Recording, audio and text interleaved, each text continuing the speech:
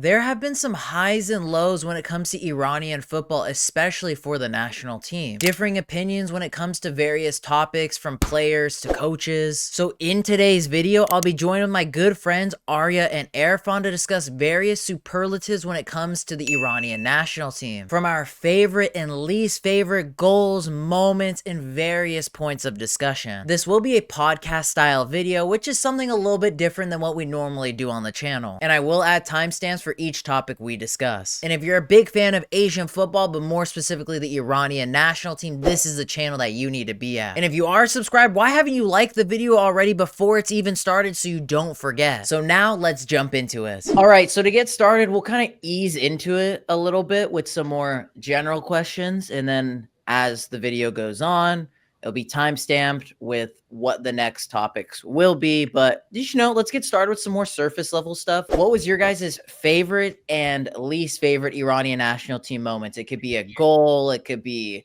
a win, it could be anything. So it's subjective, it's an open-ended question. I know everyone's answer might be just that little bit different. And as well, for everyone in the comments, tag along for each question that we ask. You guys got to put your answer in the comments down below. But Arya, let's get your opinion first on the first question. Yeah, for my favorite, I guess Iranian national team moment. There's a lot. I've already tweeted about this in the past. I think the Morocco game definitely has to be there. I think that was huge. In a World Cup game where I think all three of us were quite new to this whole Iranian national team scene. It was a crazy moment. The Japan game that we had this year, or last year I should say, was a very big moment as well. Unfortunately, I think the fact that we didn't win the Asian Cup kind of overshadows it. So I wouldn't say it's my favorite moment.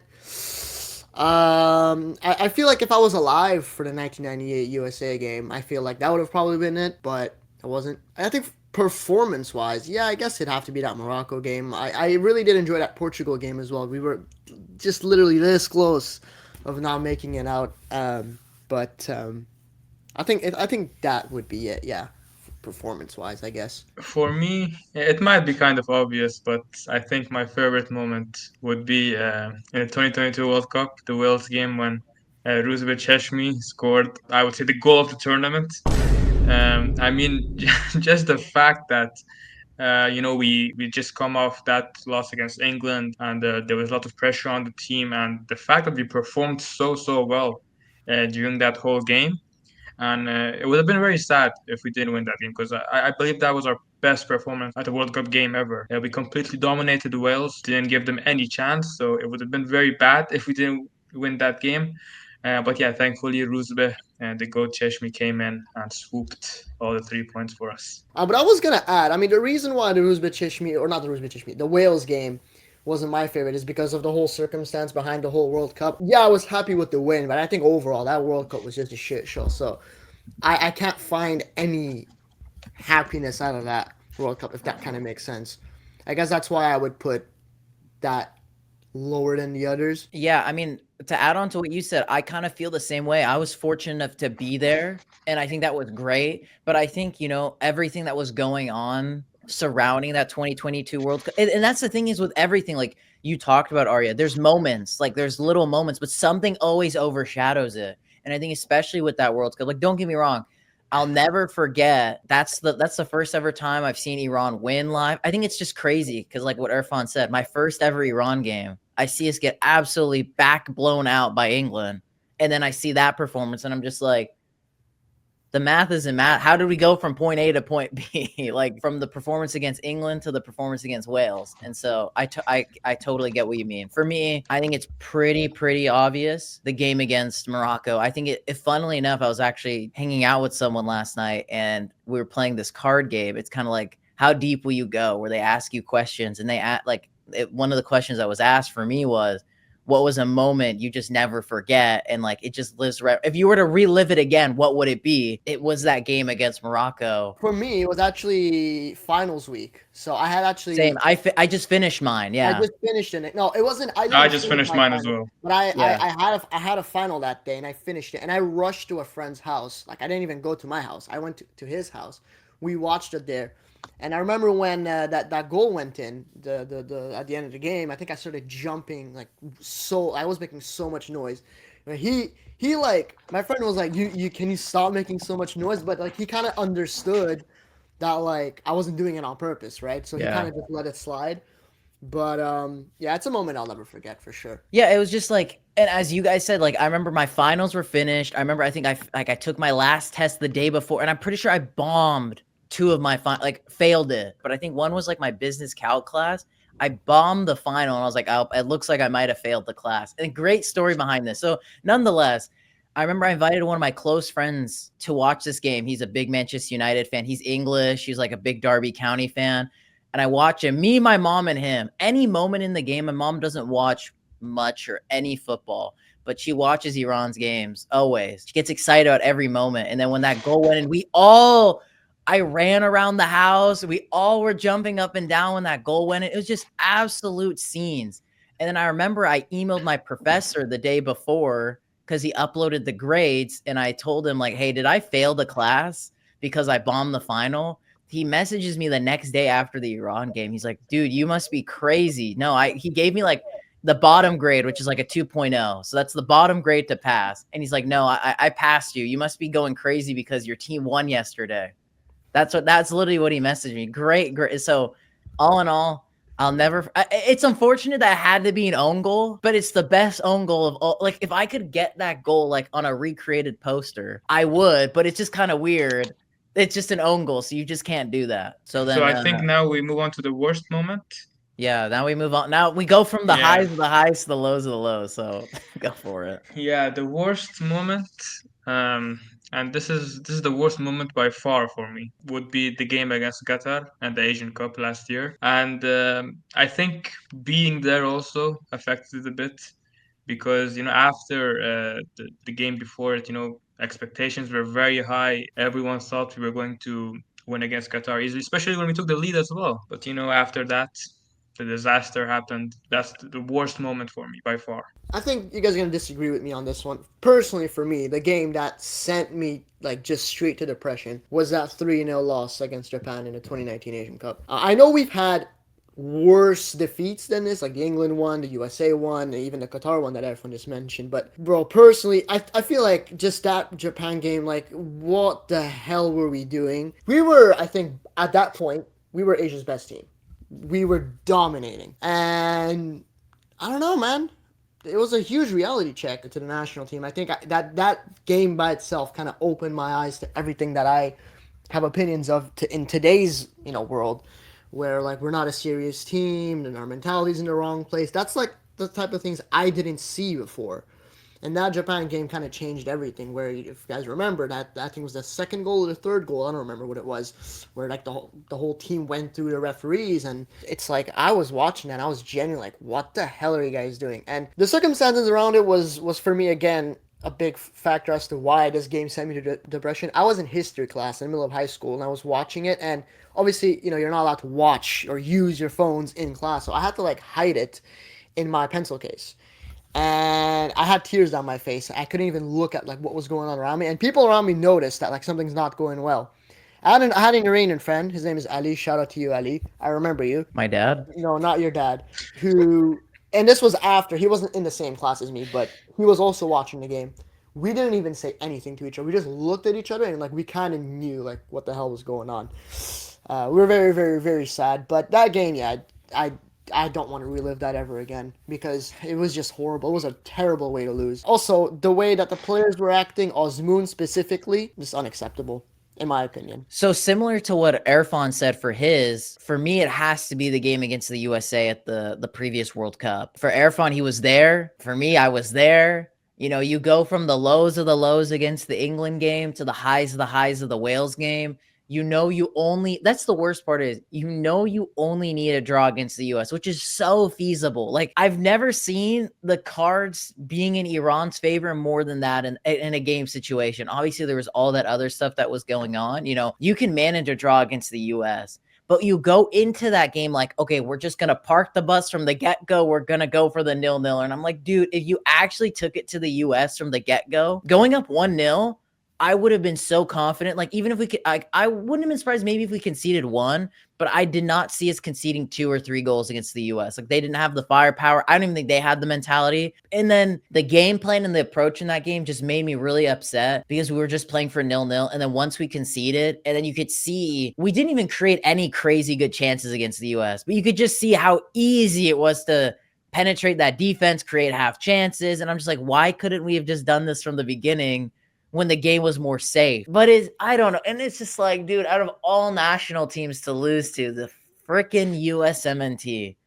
And that was Greg Berhalter's only big win. Like, they couldn't beat anyone outside of CONCACAF. And that was their only win against us.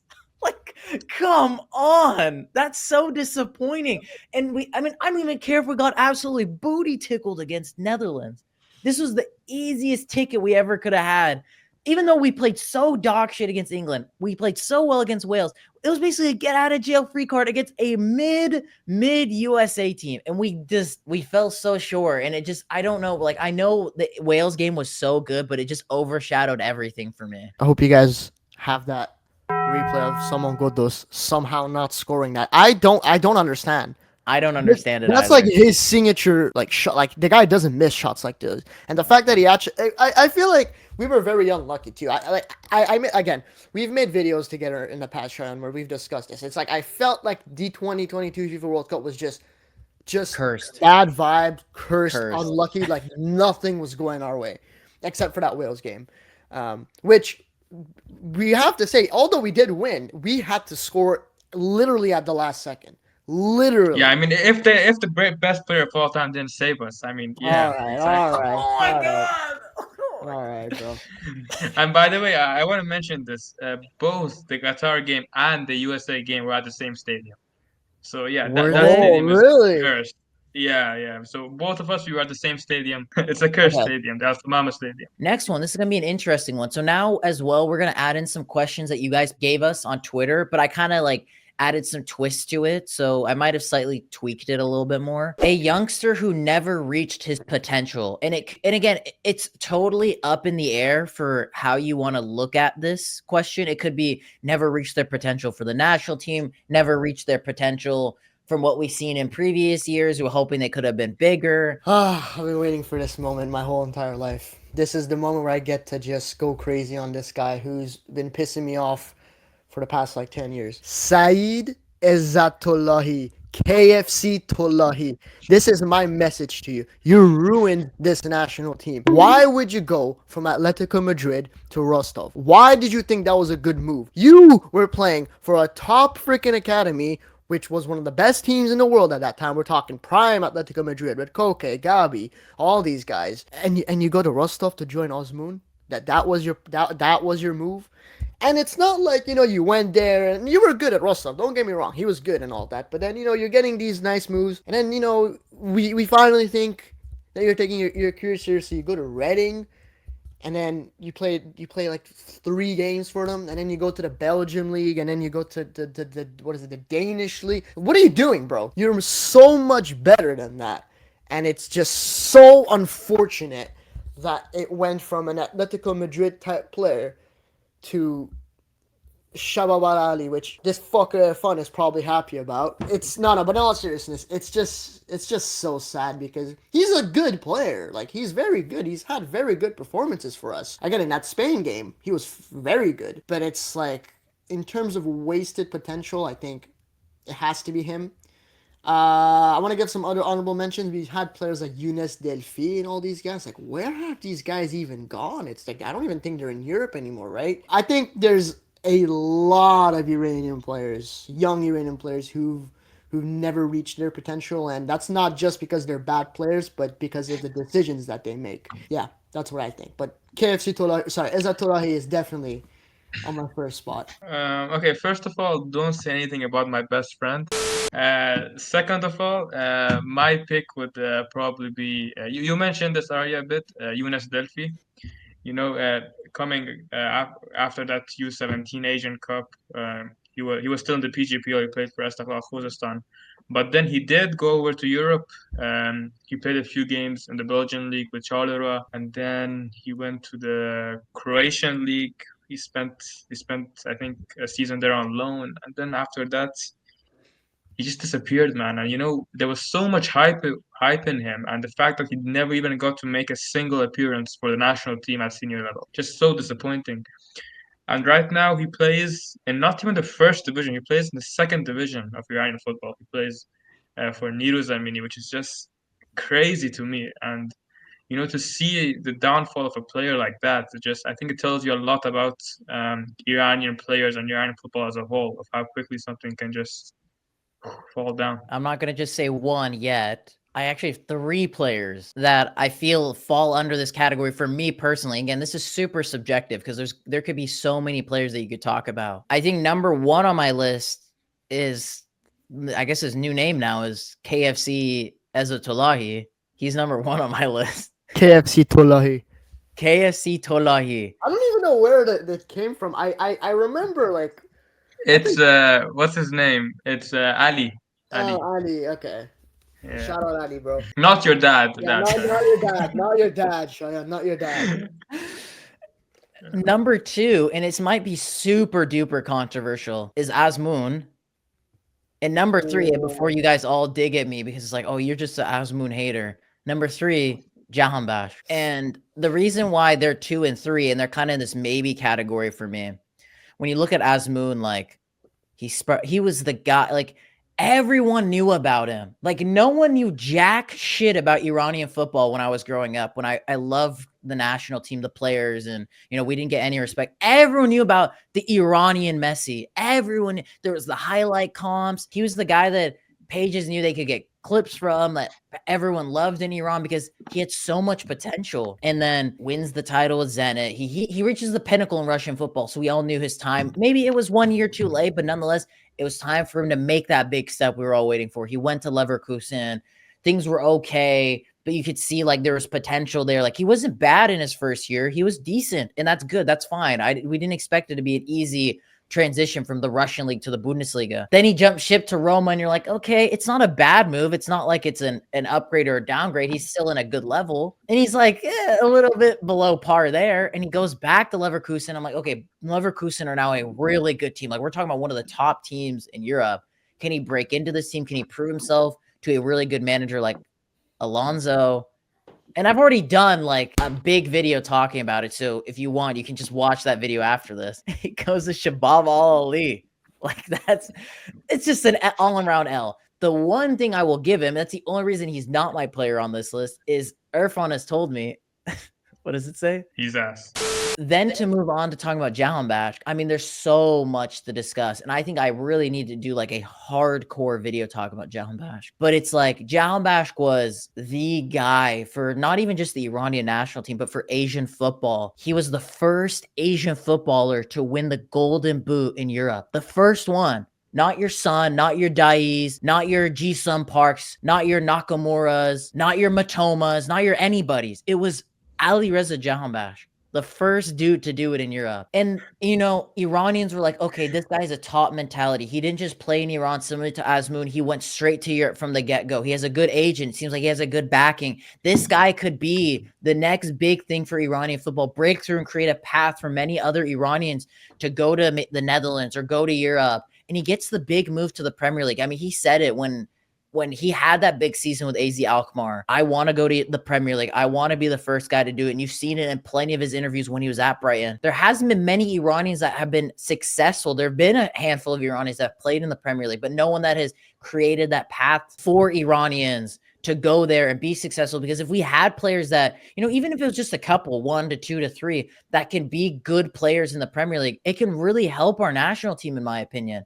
And he tried to be that guy. And I remember when he made that move to Brighton, I bought his shirt for Brighton. I was so excited for him. I would wake up at 5, 6, 7 in the morning just to see him, get 10, 15 minutes in the Premier League because I was so excited for him. And I looked up to him so much because I was like, this could be the guy for Iranian football because I want to see him do it. And, you know, his first season didn't pan out how we wanted it to. And then the next year came and he finally got his moments under Graham Potter. He scored against Chelsea, scored against Bournemouth. But then it just kind of like after lockdown, it was just never the same. And you could see his confidence was never the same. And it's just like such a big what if, in my opinion, of what could have been for an Iranian footballer. It really bums me out because I think not only that, when I got to meet Jahanbakhsh, you could just tell he's such a good guy and he has a good heart on his sleeve and he really cares about Iran, like the Iranian national team, Iranian football fans. You can never take that away from him. And he always like talks with it from his heart. Every interview you watch of him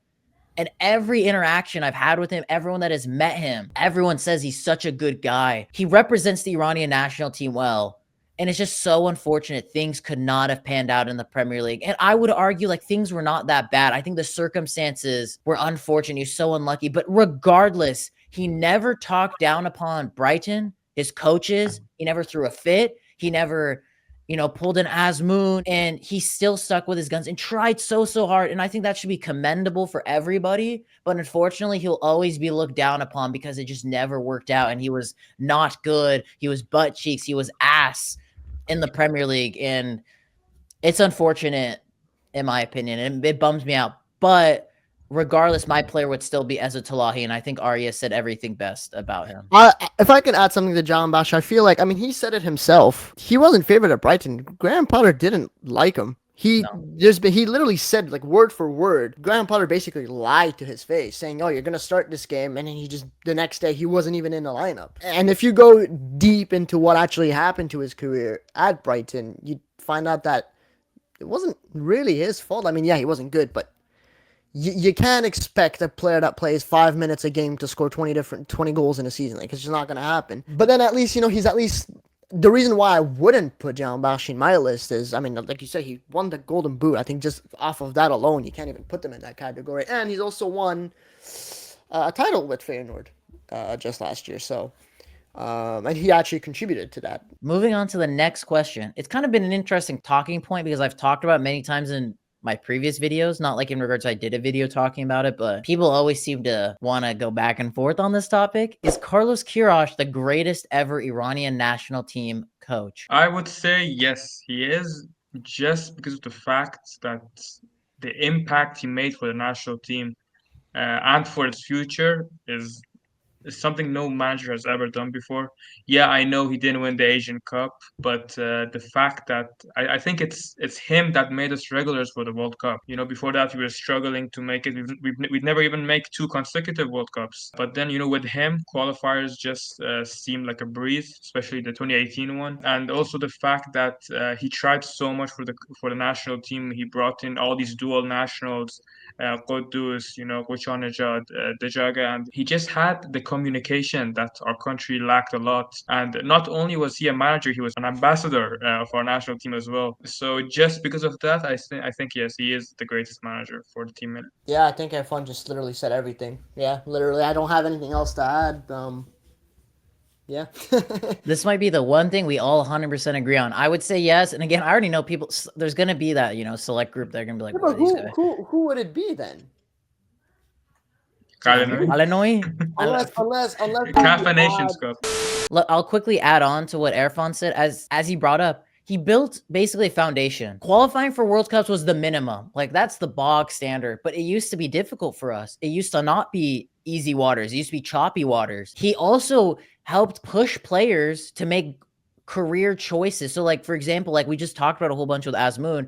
Imagine if this happened when Queiroz was the coach. I don't think Azmoun would be in the squad anymore or would be a part of his project. Like, it would just be game over for Azmoun. He would not be in the national team fold. So that I just like the standard he brought in and a new breath of fresh air. When it comes to the current Iranian national team, there's, you know, this might be the chunkiest question to answer. What are the current positives and negatives with the national team going into the 2026 World Cup? And with those negatives, what would need to improve? Not in regards to what's realistic, but what just needs to happen in your guys' opinion. All right, I'll go first. God, we're gonna be here all day. Positives, literally, like, we're winning games. That's the only positive I have. That's it. That's the only positive I have.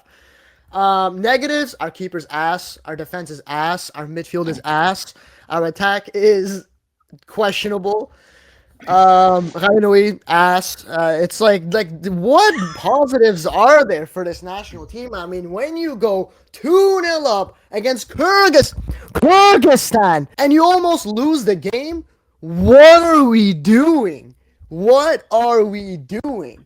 Genuinely, what are we doing? And that's what I'm saying. The only positive is like we have that experience to like shit house to win at the end, but when we're gonna get to the World Cup, we're not gonna be shithousing these wins against Spain, Netherlands, freaking like. I genuinely believe we'd struggle against teams like Georgia at this point. With how we're playing at this moment in time, we're struggling against North Korea. These guys, North Korea, bro. That's all I have to say. It's like if we're struggling against teams like North Korea and Kyrgyzstan, God knows what's gonna happen when we're gonna play an even better team.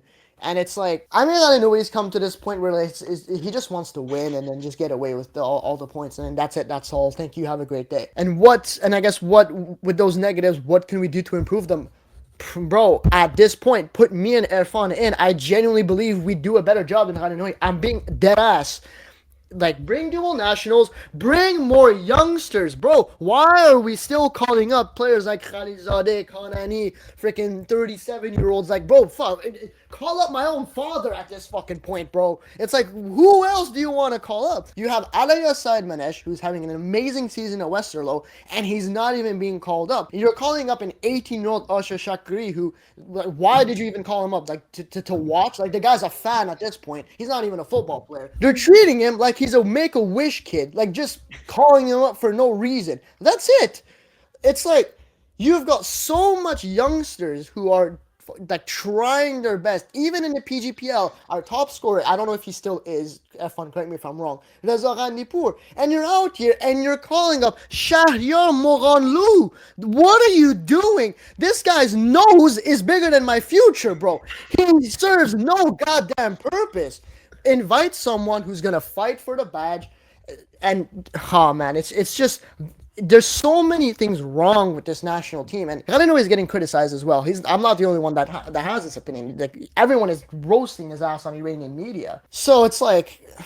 I don't know, bro. Just step up. And these two games against the UAE and Uzbekistan, we're about to see. And then the dual nat stuff is also another debate. Bring more dual nationals, but he's not going to do that. He doesn't even know who the players are. Thank you for listening to my TED Talk. Fuck Izzatullahi. Thank you so much, Arya. Great speech, to be honest. Great speech. Yeah, the dual nationals Arya talked about. Like the guy doesn't even know that the dual nationals exist. And trust me, I like Ghalenoei. I'm an Esteghlal fan. I like Ghalenoei, but Me too. come on, Me man. too. I can't even defend him at this point anymore. I've tried my best, but there's a breaking point. There's a red line.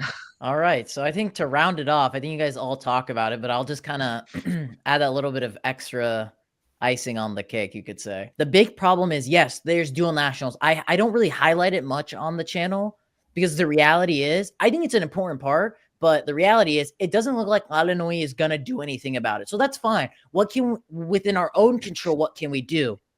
If you're going to shithouse game, it was obvious this was going to be a transitional period for the Iranian national team. That is fine. I didn't expect us to blow teams out the water like we used to, be as stable as before. So then start embedding the youngsters, switching up the team, experimenting, start developing for this upcoming World Cup to bring in the new stars, the new Azmoons, the new Taremis, the new Jahanbash, the new Oduses. But you're not doing that.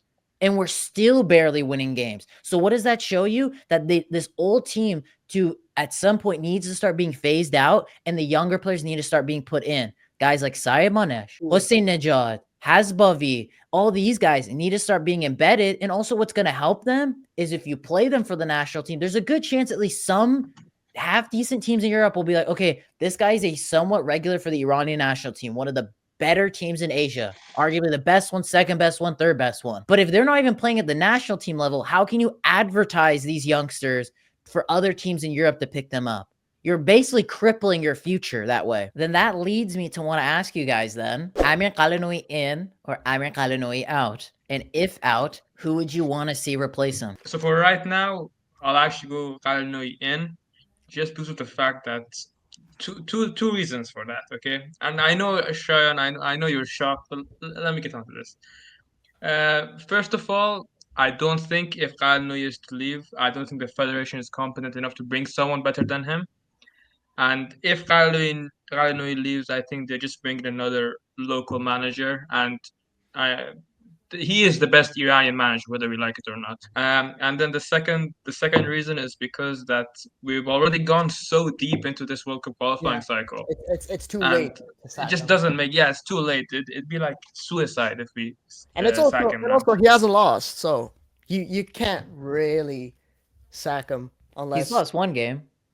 Oh, sorry. Well, I meant in the qualifiers, but yeah, he's lost one game against Qatar. But But let's be honest, those performances against Kyrgyzstan and North Korea felt like both performances against Kyrgyzstan felt like losses. Yeah, it did. To add to what Erfan said, I think, yeah, it's a bit too late unless he loses a dressing. It's kind of like a Dragan Skocic all over again. Like I think sacking Skocic because of his results was unfair, but he pretty much got sacked because he lost a dressing room.